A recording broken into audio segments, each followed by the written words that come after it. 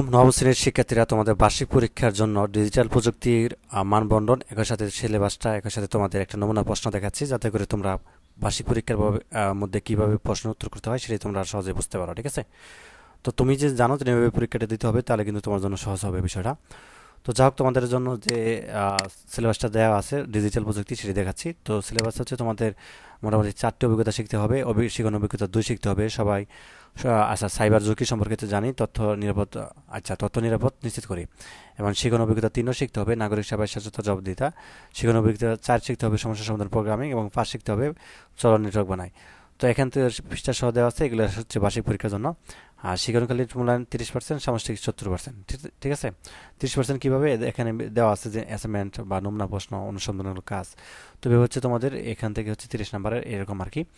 আর এখন দেখো মানবন্টনটা কীভাবে হবে। ঠিক আছে, মানবন্টন দেখো, নৈবিত্তিক প্রশ্ন থাকবে হচ্ছে তোমাদের মোট 25টি। কীরকম? বহু নির্বাচনে থাকবে 15টি, আর এক কথায় থাকবে 10টি।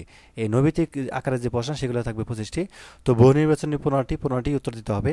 15 প্রত্যেকটা এক করে 15 নাম্বার, এবং এক কথা হচ্ছে 10টির জন্য 10 নাম্বার। আর সংক্ষিপ্ত প্রশ্ন থাকবে 10টি উত্তর দিতে হবে, 10 দুগুণে 20, প্রত্যেকটা 2 করে। এবং রচনামূলক প্রশ্ন দৃশ্যপটবিহীন থাকবে 5টি, 3টি উত্তর দিতে হবে, 3 5 15 5 করে। আর রচনামূলক প্রশ্ন দৃশ্যপট নির্ভর থাকবে হচ্ছে 7টি, সেখান থেকে 5টি উত্তর দিতে হবে। তো 5 40, 8 করে। তো সরাসরি এখানে একটা প্রশ্ন দেখাই, তোমাদেরকে সহজে বুঝতে পারবা। তো ধরো তোমাদের জন্য এরকম একটা প্রশ্ন আসলো পরীক্ষার মধ্যে। তো যদিও এটা শিক্ষকরা ব্যবহার করতে পারবে না, একটা নমুনা প্রশ্ন দিয়ে দিয়েছে তারা। তো সময় 3 ঘন্টা, পরিমাণ 100।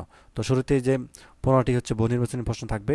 তো এরকমভাবে হচ্ছে 15টি থাকবে, যেমন ডাটা আদান প্রদানের মধ্যবর্তী হতে কেউ তা আড়ি পেতে চুরি করলে তাকে কি বলে। ঠিক আছে, এরকম আর কি 15টি থাকবে, 15টি আনসার করতে হবে।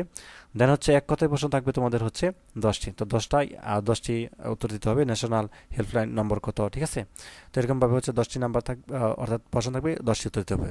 আর খ নাম্বার থাকবে সংক্ষিপ্ত প্রশ্ন 10টি উত্তর দিতে হবে, 10 দুগুণে 20 নাম্বার।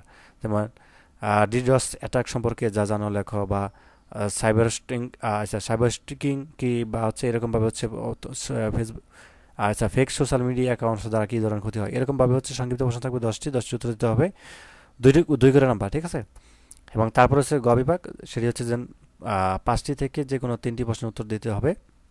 তো এটি হচ্ছে প্রেক্ষাপটবিহীন। তো এরকমভাবে হচ্ছে তোমাদের 5টি প্রশ্ন থাকবে, তো সেখান থেকে 3টি উত্তর দিতে হবে আর কি।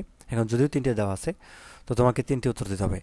আর গ বিভাগে সেখান থেকে তোমাদের হচ্ছে 7টি প্রশ্ন থাকবে, 5টি উত্তর দিতে হবে। তো এটা হচ্ছে অনেকটা সৃজনশীল উদ্দীপক আকারে থাকবে।